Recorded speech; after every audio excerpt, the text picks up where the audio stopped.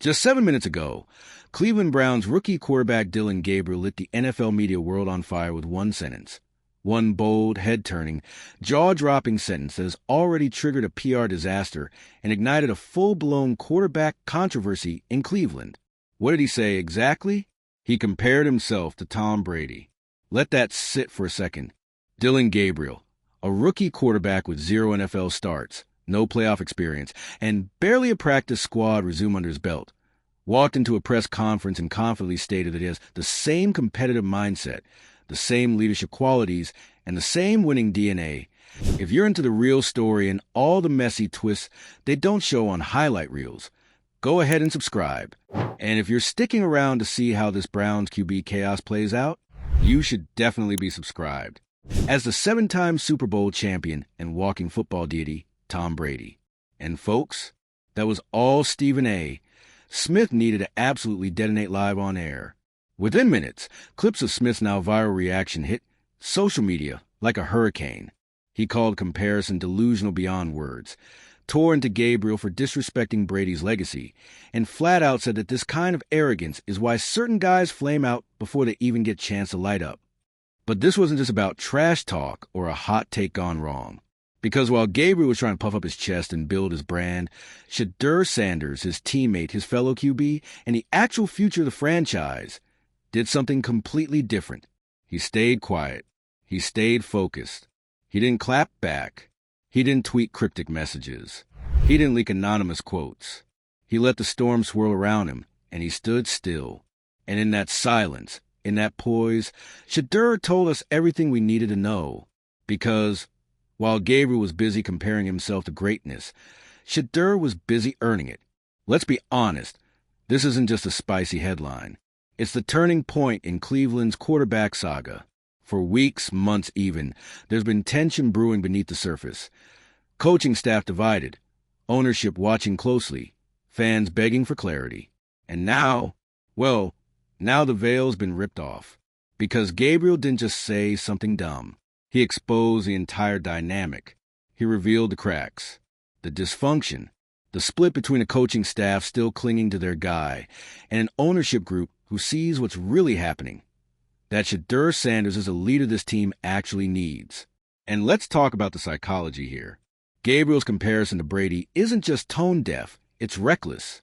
Because Tom Brady didn't say he was the greatest. He became the greatest. Through discipline, focus, humility. He let his game do the talking. He built an empire without ever calling himself the king. And that's the exact lesson Gabriel just missed. Instead, he skipped to the end of the movie, wanted the crown without the climb. And in doing so, he made himself the villain in a locker room that's already circling around someone else. Because make no mistake, the players see the difference.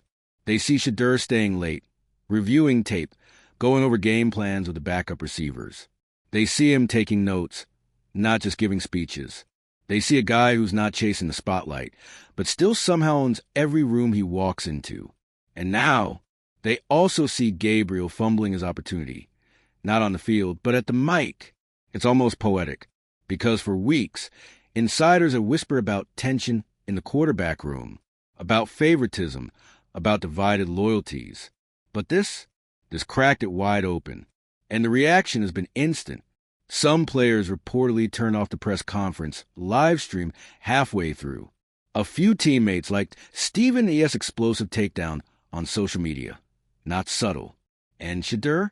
Still quiet, still focused, still letting the facts speak louder than any post-game quote ever could. Now let's talk about the real shift, the front office. Because while the coaching staff has been stubbornly backing Gabriel, insisting he has upside, intangibles, potential, ownership has apparently had enough. Sources say that after Gabriel's comments and the media firestorm that followed, there's growing pressure from the top to hand the keys to Shedeur. Not in preseason. Not eventually. Now. And honestly, how could you blame them? You got one quarterback making headlines for saying outrageous things, and another quarterback making headlines for staying calm in the storm. If you're trying to build a franchise, not just a few games, but build something real, who do you bet on? The guy who thinks he's Tom Brady? Or the guy who acts like he's already been there? Exactly. But let's also address the deeper issue here, because this controversy didn't just expose football politics. It exposed something far more uncomfortable: the way we still talk about black quarterbacks in the NFL. Because Gabriel, a white rookie with no resume, can casually compare himself to the GOAT without pushback from his team, and it takes a media personality, not his coach, not the organization, to call it out. Meanwhile, Shedeur Sanders shows emotion, offers advice, supports a teammate on the sideline. He gets painted as a distraction. Too flashy, too confident, too much. Sound familiar? This is the same tired bias that's been leveled at black quarterbacks for decades. They're expected to be perfect, humble, quiet. But when a white quarterback walks in with swagger, suddenly it's leadership and moxie. Stephen A. may have gone nuclear on Gabriel, but what he really did was pull the curtain back on that double standard. And the internet noticed, because for all the ways Shedeur has been asked to wait his turn, he's been quietly proving he's the one worth waiting for. And now, there's no turning back. The locker room is realigning. The media is rallying. The ownership has had their moment of clarity. The fan base? Oh, they've already chosen. Just scroll through the comments. The hashtags, the jersey sales. Cleveland isn't just ready for Shedeur Sanders. They're demanding him. And Gabriel? Well, he just wrote his own exit script. Because this isn't college anymore. This isn't the place for self-declared kings who haven't taken a snap. This is the NFL, and in this league, you earn it. You don't talk your way into greatness. You play your way into it. So what's next? Don't be surprised if we see a sudden injury designation for Gabriel. Some mysterious soreness. A precautionary rest. Anything to ease the transition without admitting the obvious, that they bet on the wrong guy. And Shedeur? He's not going to gloat. He's not going to dance in the ashes.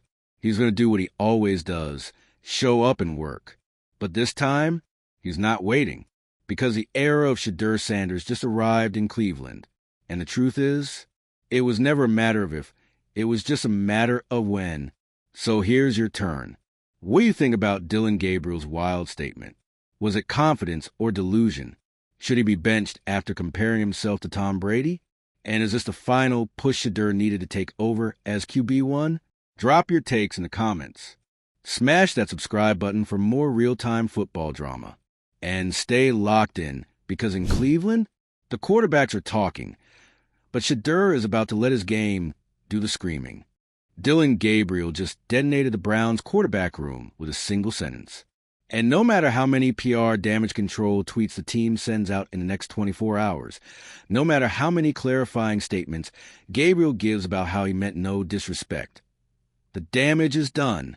You can't unring this bell. You can't accidentally compare yourself to Tom freaking Brady, the most decorated quarterback in NFL history, without consequences, especially not when you've yet to throw a pass in an actual NFL game. And this wasn't some slip of the tongue. This wasn't nerves or rookie jitters. This was said with conviction. Gabriel walked into that media session and said, in essence, I see a lot of Tom Brady in myself. The audacity, the delusion, the complete lack of self-awareness. It's almost impressive. Almost. But you know who wasn't impressed? The locker room, the media, the fans, and most notably, Stephen A. Smith, who came in like a wrecking ball of righteous indignation. You have to understand, when Stephen A. loses it, it's not just about the take. It's a cultural reset, a message. And when he leaned into the camera, eyebrows raised like twin judgmental skyscrapers, and asked, Dillon Gabriel said what? You could feel the temperature in the room drop 20 degrees. This wasn't just about football anymore. This was about credibility, about respect, about how quickly the NFL will humble you if you start thinking your college highlight reel makes you the heir to greatness. Because let's be honest, Gabriel didn't just disrespect Brady. He disrespected everyone grinding for a shot in this league. Every undrafted guy busting his tail on special teams. Every backup who stayed silent and patient for years. Every vet who knows better than to mouth off without putting numbers on the board. Meanwhile, Shedeur Sanders is sitting there saying nothing doing everything, working, learning, listening. And that is why this moment is such a massive shift. Because when you lay Dillon's delusional press moment next to Shedeur's consistent composure, the contrast isn't just noticeable, it's staggering. This isn't a QB competition anymore. It's a case study in leadership under pressure. And Shedeur, he's winning without even trying. Let's talk about what we've heard from inside the Browns facility since Gabriel's statement. According to insiders, who, let's be real, are practically racing to leak at this point, the vibe in the locker room has shifted dramatically. One player reportedly said, "Gabriel lost the room with that comment."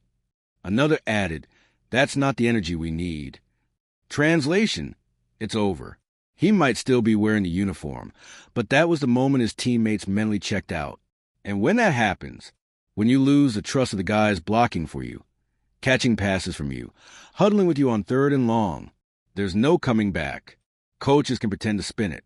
They'll say, "We're evaluating all our options," or "We still believe in Dillon's upside." But when the locker room tunes you out, that belief doesn't mean a thing. And don't forget, ownership is watching this unfold in real time. From the luxury box, they're watching Gabriel embarrass the brand and watching Shedeur elevate it. They're seeing jersey sales, social media engagement, media narratives, all gravitating toward one guy. And spoiler, it's not the one who compared himself to Brady. And let's really examine the psychology behind all this. There's a unique kind of pressure that comes with being a rookie quarterback. You're expected to be confident, but not cocky, eager, but not entitled, hungry, but not desperate. And finding that balance, it takes a level of self-awareness that most veterans struggle with. Shedeur gets it. Dillon doesn't. And that difference? That's why this whole scandal exploded the way it did. Because Shedeur understands the moment. He understands that how you carry yourself before you take the field can determine how long you stay on it. That leadership isn't just about calling plays. It's about how you respond when someone else steals the spotlight. And guess what? He responded with nothing. No passive-aggressive tweets. No interviews. No Instagram cryptics. Just the silence. Discipline. Poise. That's not just maturity. That's strategy. Because by doing nothing, he let Gabriel's own words implode on themselves. And now, he looks like the adult in the room. The leader. The one the team can actually trust. Let's talk about the ripple effect of this moment. Because it goes way beyond Cleveland. This is about what the NFL values in its quarterbacks, what fans look for, what teams build around. And right now, in a league that thrives on personality and pressure, Shedeur Sanders just showed he can handle both. Meanwhile, Gabriel, he just became a meme. And the cultural conversation, it's loud. Because, yeah, race is part of this. Let's not pretend otherwise. The fact that Shedeur, a black quarterback, has been under a microscope for every sideline gesture, every tweet, every expression, while Gabriel gets to publicly anoint himself as the second coming of Brady without immediate internal backlash. That double standard, it's glaring, and the fans see it, the analysts see it, the players see it. Stephen A. saw it, and he said what everyone else was too nervous to say. If Shedeur had said that, y'all would have crucified him. And you know what? He's right. This whole ordeal has exposed a lot of uncomfortable truths, not just about how we treat quarterbacks, but about who gets grace, who gets praise, and who gets put under the microscope. But here's the beautiful thing. Shedeur doesn't need your grace. He doesn't need your excuses. He's building his resume in real time, with work ethic, discipline, and real leadership. And now that Gabriel has basically handed him the QB1 spotlight on a silver platter, it's only a matter of time before the depth chart catches up with reality. So what's next? Expect change, and fast. We're already hearing murmurs of reassessing the quarterback rotation. Gabriel's name has been noticeably absent from recent press materials. A certain quarterback, wearing number 5, is getting more reps in team drills. The momentum is undeniable. Cleveland's about to make a move. They have to, because if they don't, if they stick with Gabriel after this mess, they're not just backing the wrong player, they're backing the wrong message. And the fans, they won't stand for it. So here's your final thought. Sometimes greatness isn't declared, it's revealed. And today, Dillon Gabriel revealed who he isn't. And Shedeur Sanders? He revealed exactly who he's becoming. This isn't just a PR nightmare anymore. It's a full-blown power struggle. And the gloves are off. See, once that video of Gabriel hit the internet, him, cool as ever, talking about sharing a mindset with Tom Brady, you could feel the NFL universe collectively glitch. Like, wait, did he really say that out loud? On camera? With a straight face? Yes, he did. And the moment Stephen A. Smith eviscerated him on national television, the floodgates didn't just open, they collapsed. Analysts, fans, even retired players started chiming in. Some laughed, some cringed. Most just shook their heads in disbelief. Because here's the unspoken truth in every NFL locker room. You don't compare yourself to Tom Brady unless your name is Tom Brady. Or, Patrick Mahomes. But even he wouldn't dare. That kind of statement doesn't just bounce off the walls of a press room. It seeps into the team facility. It follows you into film study. It echoes across every hallway in the building. And if you're Dillon Gabriel, it's an altitude on your reputation, whether you like it or not. And guess who's not laughing? The veterans. Because if there's one thing that turned a locker room ice cold faster than bad throws or poor reads, it's delusions of grandeur. Especially when you haven't earned the right to even make a comparison yet. We're talking about guys who've been through hell, double practices, injuries, roster cuts. And suddenly the rookie is saying he's cut from the same cloth as a guy who literally changed the game? Please. The whispers started immediately. He said, what? This dude's serious? He's done. Not official. Not formal. But the vibe? Frostbite. And what did Shedeur Sanders do while this entire implosion played out in real time? He didn't say a word. No need to. He let the chaos swirl around him while he walked into practice. Head down, helmet on, business as usual. And that quiet focus is worth more than 100 flashy sound bites. The kind of leadership that doesn't need a mic. It's no longer a question of if Shedeur becomes a starter. It's when. And how fast the Browns can clean up the mess they made before it infects the entire season. Let's break down what's happening behind the scenes, because there's some Game of Thrones level plotting going on in Berea. You got the coaching staff still holding on to Gabriel like he's some sort of QB pet project they're convinced will bloom. They see intangibles, grit, whatever buzzword they're using this week to justify keeping in the rotation. Then you got ownership, people with marketing brains and dollar signs in their eyes, watching Shedeur's jersey sales quietly start to climb. They're reading the tweets. They're watching the ESPN ticker. They're listening to the fans. And more importantly, they're thinking long-term brand. Gabriel doesn't sell hope. Shedeur does. Then there's the locker room, where loyalties are shifting faster than a cornerback in man coverage. Players want to win. They want leadership. They want someone who gets it. And in every single moment since this mess started, Shedeur has passed every test with flying colors, while Gabriel has, he's written himself into meme history. Now let's zoom out, because this is bigger than Cleveland. This is a new NFL. The era where quarterbacks aren't just leaders, they're brands. They're faces of billion-dollar franchises. They have to be smart, polished, charismatic, and most importantly, self-aware. That's the kicker, isn't it? Because Shedeur, whether you like him or not, understands how the game works. On the field, sure, but off it too. He knows how to handle the spotlight without getting burned. And when the heat came, he didn't flinch. Compare that to Gabriel, who turned his one shot at introducing himself to the public into a viral moment that nobody will forget for all the wrong reasons. The fallout isn't just emotional. It's strategic. Insiders say the Browns have already begun adjusting practice reps, that Shedeur is being tested in new scenarios, which, in PR speak, basically means we're getting him ready to start. And not just because Gabriel fumbled the mic, but because Sanders is proving day in and day out that he's already acting like the guy. And let's not ignore the media angle here, because that matters more than people want to admit. When Stephen A. called Gabriel arrogant and proven and borderline insulting, that wasn't just a hot take. That was a signal flare to the league. And now, every pundit has turned their camera toward Cleveland. Every network's talking about the quarterback battle. Every press conference is going to be a Shedeur versus Dillon showdown, whether the team likes it or not. And guess who thrives in those moments? Not the guy who just tripped over his own ego. The pressure is now squarely on Cleveland's leadership, because if they double down on Gabriel after all this, they'll look out of touch, stubborn, incompetent. But if they pivot to Shedeur, they can frame it as a natural progression. Say he's earned it.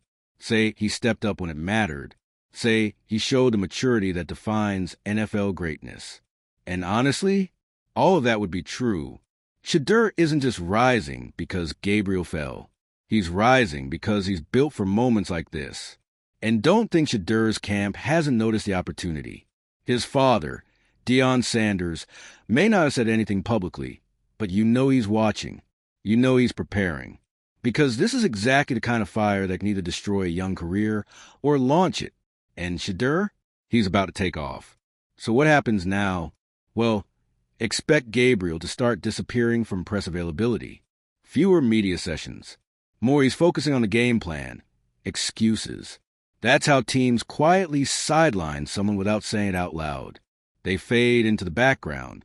And eventually, they're just not there. Meanwhile, Shedeur will start getting more and more responsibility. More reps, more leadership moments. It'll start small, maybe a preseason start, maybe some first-team snaps in a joint practice. But then, it'll click. The players will respond. The fans will rally. And Cleveland? They'll finally realize they've been sitting on a star this whole time. Not because he told them he was, but because he showed them. So let me ask you this. Was Dillon Gabriel's statement just rookie arrogance or a career-defining mistake? Did he underestimate the pressure that comes with being a quarterback in this league, in this city? Or was this exactly the wake-up call Cleveland needed to finally put their trust in the right guy? Hit those comments and let us know. And if you're here for the drama, the meltdowns, and the behind-the-scenes NFL chaos, don't forget to subscribe. Because this story, it's only getting messier. And something tells me Shedeur Sanders is about to write the next chapter himself, on the field.